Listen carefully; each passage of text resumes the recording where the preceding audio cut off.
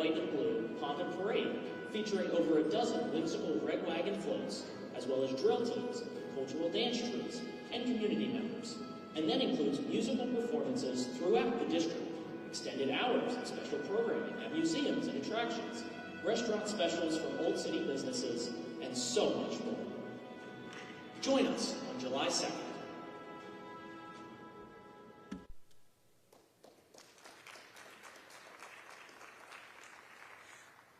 Good day, dear friends. Welcome to Philadelphia.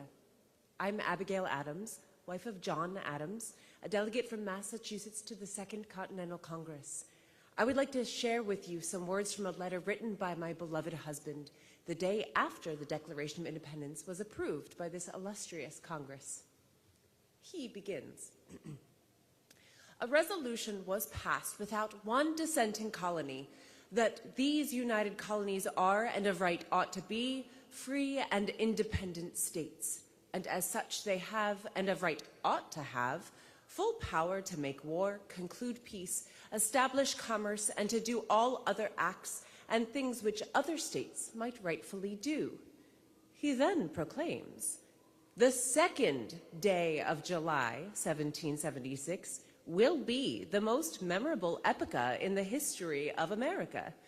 I am apt to believe that it will be celebrated by succeeding generations as the great anniversary festival. He goes on to say, it ought to be solemnized with pomp and parade, with shows, games, sports, guns, bells, bonfires, and illuminations from one end of this continent to the other, from this time forward forevermore. I can see the rays of ravishing light and glory. I can see that the end is more than worth all the means, and that posterity will triumph in that day's transactions. Thank you.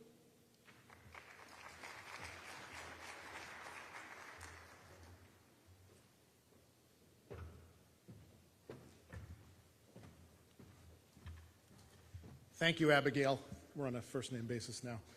I'm Vince Stango, Executive Vice President and COO of the National Constitution Center, and my co-host and partner in all things 2026 is Amy Needle, President and CEO of Historic Philadelphia, Inc. On behalf of Amy, myself, and all the members of Philadelphia's Historic District, it is our pleasure to welcome you to today's press conference as we unveil our plans for the 2nd annual Red, White, and Blue To-Do in 2025, and just a bit more in 2026 that you'll have to stay tuned for. Our partners have come together in a spirit of true collaboration to create a unique and memorable experience for visitors to Philadelphia's Historic District in 2025, 2026, and beyond. And if you'll indulge me, I'm going to read the full list of partners organizations because it is quite an impressive list. Our 21 partner organizations are the African American Museum in Philadelphia, the American Philosophical Society, Arch Street Meeting House Preservation Trust, Athenaeum of Philadelphia, Betsy Ross House, Carpenter's Hall, Delaware River Waterfront Corporation, Elfreth's Alley, Franklin Square, Historic Philadelphia, Inc., Historical Society of Pennsylvania, Independence National Historical Park, Independence National Historical Trust, Independence Seaport Museum, Museum of the American Revolution, National Liberty Museum, National Constitution Center, Old City District, Independence Visitor Center, Science History Institute, and Weitzman National Museum of American Jewish History. Let's give them a big round of applause.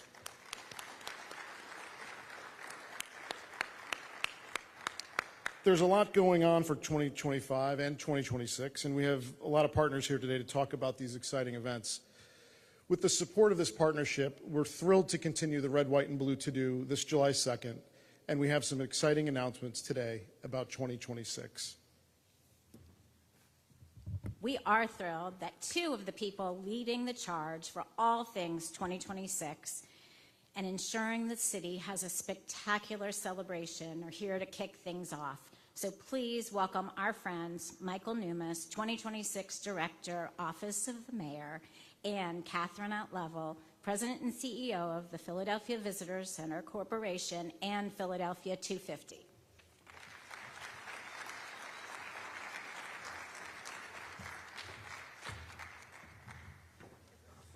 Spectacular does not begin to describe what is in store for Philadelphia. I am Michael Newmas, 2026 Director for the City of Philadelphia, and today I stand not only as the 2026 Director, but also as the honorary co-chair of Philadelphia 250, a role that I hold alongside our esteemed former Governor Ed Rendell. And I have to say, no better leader for that role than the incredible force that is Catherine Lavelle, my peer, who will be speaking in just a moment. Catherine, thank you for stepping up and really leading the charge to support the city's efforts to make sure that we're driving the celebration across Philadelphia, across all of our incredible neighborhoods. You know, in 2025 and 2026, Philadelphia will be the place to be. We have a spectacular lineup of events and initiatives. Many of those will just take over Philadelphia's most historic square mile. AMP will be celebrating their 50th anniversary. The Museum of the American Revolution will be bringing to life artifacts from MLK, Gandhi, and so many other historical leaders. And Philadelphia itself has so much lined up and in store. As the birthplace of the nation, Philadelphia is honored to host a series of landmark initiatives and events that reflect our rich history and culture. We will have huge sporting events, obviously. And before we welcome the world for global spectacles like the FIFA World Cup and MLB All-Star Game, we're going to roll out the red carpet this year to honor service with the 250th anniversaries of the U.S. Army, Navy, and Marines. And this is not just it. You know, our mayor, Sherelle L. Parker, recently announced a historic commitment, not one, not two, but $100 million for the nation's birthplace to ensure that we lead the charge in celebrating this sacred moment for our country. In addition to that $100 million, our airport was preparing to ready the world with a $500 million investment in the Philadelphia International Airport. Now, 2026 has a robust schedule with something for everyone, and we can't wait to celebrate with you all year round. Now, the individual who's leading the charge to drive the celebration to our neighborhoods, please welcome Catherine Lavelle. Thank you so much. A huge thank you to Michael Newmas, who has this extraordinary job to ensure that the celebration for 2026 happens all throughout the city. Michael is a tremendous leader. We are so grateful to have him in his role. Thank you so much. A round of applause for Michael Newmas. I also want to give a huge thank you to two individuals standing to my left and right. We are all part, and all of the organizations that Vince named are part of something called that we call the Historic District Partners, and it's this really magical coalition of organizations that are spread across this footprint that we know as the Historic District. But for years now, Amy and Vince have been leading the charge to ensure that there is an incredible celebration right here in the Historic District during 2026. They have been working tirelessly. In addition to their day jobs, they both have very big, very important jobs, including running this incredible National Constitution Center, including running Historic Philadelphia and Franklin Square and all of the amazing things that HPI does. In addition to that, Amy and Vince have somehow found the time and the energy and the spirit to make this happen, to make today's announcement happen, and to make sure that this historic district, Independence Park, will be the epicenter for all things 2026 in Philadelphia. We're so grateful to Amy and Vince for their tremendous leadership, for their amazing coordination, and for their time and their talent that they've contributed to this effort. A round of applause for Amy and Vince. As Michael said, at Philadelphia 250, we are making sure that the celebration for our 250th extends far beyond the historic district into every single neighborhood, into every single resident in the city of Philadelphia. 2026 happens once in a generation. The 250th, the centennial celebration, happens once in a generation, and we want to make sure that people throughout Philadelphia, especially young people, remember what happened in our city in 2026. Remember how it impacted them. Remember through the memories that they're going to make next year. So thank you so much to everyone for all of the amazing work that's being done. And let's go.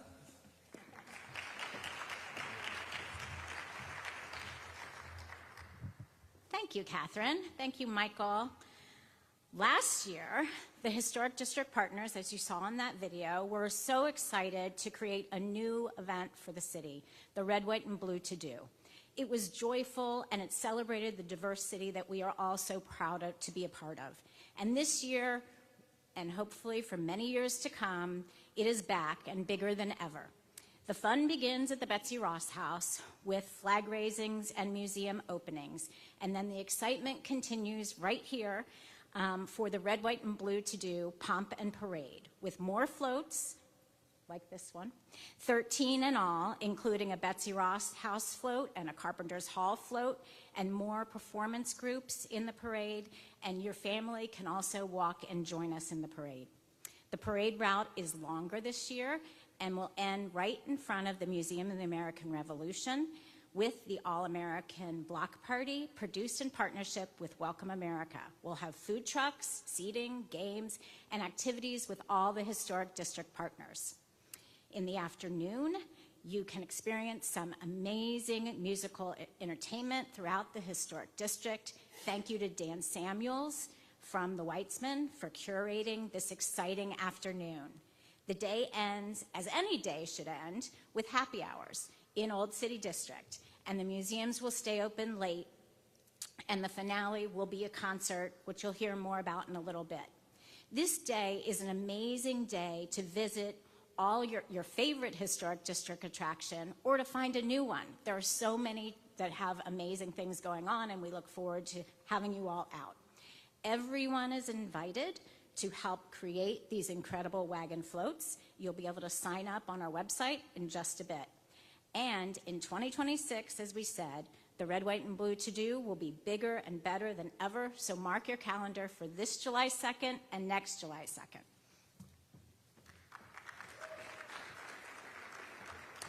And now, please join me in welcoming our friend, Steve Sims, Acting Deputy Regional Director, Interior Region 1, National Park Service, and Superintendent, Independence National Historical Park. Steve?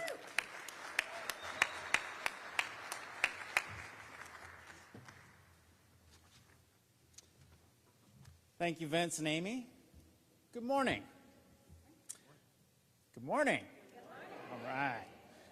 The National Park Service mission is to preserve and protect our nation's natural and cultural resources and values of the national park system for the enjoyment, education, and inspiration of this and future generations. We are one of the few federal agencies with a mission to ensure that you have fun. The Red, White, and Blue To-Do events bring together Philadelphia's historic district, aligning with Independence National Historical Park with the other historic attractions in a patriotic celebration across America's most historic square mile in Old City, Philadelphia, and in your national park. In May of 1775, the Second Continental Congress met inside Independence Hall. It was just a month after shots had been fired at Lexington and Concord in Massachusetts, and the Congress was preparing for war. They established a Continental Army and elected George Washington as the commander-in-chief. But the delegates also drafted the Olive Branch Petition and sent it to King George III in hopes of reaching a peaceful resolution. The king refused to hear the petition and declared the American colonies in revolt. On June 7, 1776, Virginia delegate Richard Henry Lee put forth the resolution for independence. Quote, "Resolved that these united colonies are and of right ought to be free and independent states." End quote. Voting was postponed while some of the delegates worked to convince others to support independence. But a committee of 5 men was assigned to draft a document of independence. John Adams, Ben Franklin, Thomas Jefferson, Roger Sherman, and Robert R. Livingston. Jefferson did most of the work drafting the document in his lodgings at 7th and Market Street here in Philadelphia. On July 2nd, 1776, the Second Continental Congress voted to adopt Lee's resolution for independence. The birth of a new nation based on liberty and equality and the idea that people have a right to self-government were radical ideas for the times. And you may be correct in saying that the greatest question ever to be debated was decided on July 2nd, 1776, inside Independence Hall. The hundreds of thousands of people who visit each year are a testament to this, and the hall stands today as a World Heritage Site because the events that occurred there have had such a profound impact on people around the world. The National Park Service looks forward to the 249th anniversary of the Declaration of Independence and working with all of our partners in the red, white, and blue to do. Thank you.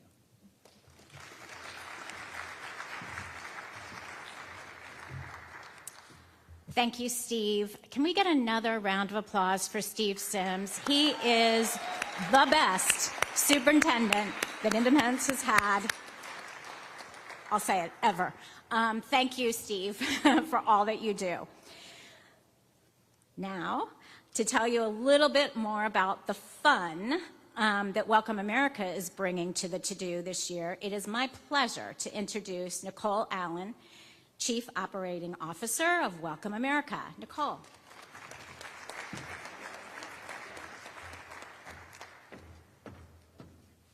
Thank you both.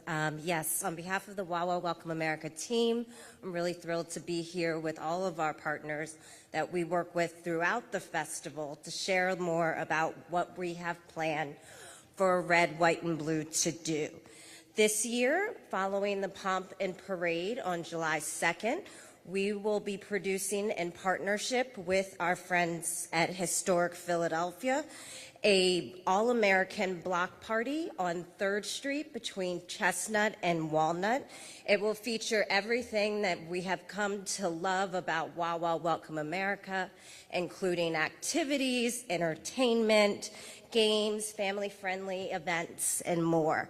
And then following the All-American Block Party, we will have the Salute to Service concert on Independence, which is right in front of the Independence Mall at the Visitor Center at 6th and Market. We have more exciting updates about WAWA Welcome America later this spring. Really happy to be here with our partners. Thanks so much. Thanks, Nicole. Amy, did you know that the first ice cream soda was invented right here in Philadelphia? Did you know that the first Mother's Day was invented here? I'm sure everybody knows that Philadelphia hosted the first Mummers Parade and first Flower Show, but did you know that we hosted the very first Thanksgiving Day Parade, too? I'm sure you know all about the first zoo and the first Children's Hospital, but did you know that the first Slinky was made right here in our city and sold at Gimbel's department store? The 52 weeks of First Celebration will educate, celebrate, and commemorate the creativity, ingenuity found in Philadelphia over the past 250 years. The 52 weeks of First, beginning January and running through December 2026, will highlight the variety of firsts, the people, the places, and celebrations that began in Philadelphia. What's a Philadelphia first? Well, the definition of first from Merriam-Webster is preceding all others in time, order, or importance. A Philadelphia first is the first existence of something that happened in Philadelphia. Doesn't necessarily mean the oldest that still exists if it wasn't the first of its kind. Do you have a Philadelphia first? You want to suggest? We know there are way more than 52, and we want to make sure that we celebrate all of them. We have so much to celebrate and be proud of, so send your first ideas to info@historicphiladelphia.org. Just be sure it's a true first.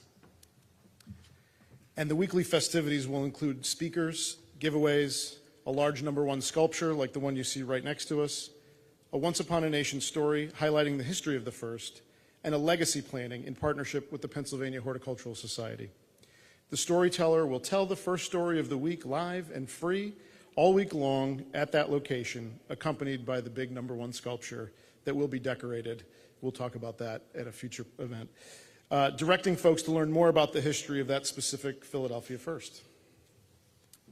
The weekly activities will include speakers, giveaways. Oh, sorry, wrong, that was your part. The citywide year-long celebration will tell the stories of these firsts and the diverse individuals who created them. and will include community groups, historic attractions, and businesses. Each week from January to December 2026, Philadelphia will celebrate with a historic first at the festive event or location representing that first.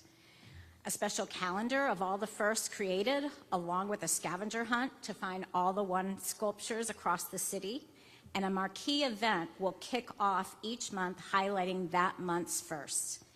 How does anyone find out about fun things that happen in Philadelphia? Well, Visit Philly, of course. And we are thrilled today that Janae Robinson, Vice President of Communications from Visit Philly, is going to tell you how to find out about all this information.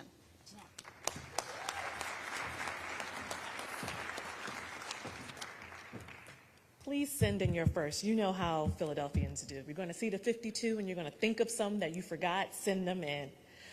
Thank you again, Amy. Good morning, everyone.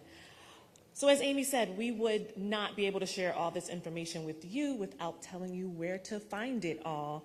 Visit Philly is thrilled to partner with the Philadelphia Historic District to be able to amplify all of this incredible programming, but also spread this information with the millions of visitors who come right down here to the Historic District every single year. VisitPhilly.com will be the official home of 52 Weeks of Firsts. So all of the things that Amy just mentioned, the comprehensive calendar of events, the maps where you can find all of the ones, information on the stories and everything you need to celebrate will be on visitphilly.com and a dedicated page that will launch later this year. We want visitors and residents to feel all of the excitement there is happening around 2026 as we build momentum to 26 and beyond. So not only can you find information about the Red, White, and Blue To-Do, 52 Weeks of First, but visitphilly.com is your home for all things 2026. So check out Philly 2026 if you have not. We've been saying that number a lot, and it's a tongue twister. Thank you again, and enjoy the rest of the program.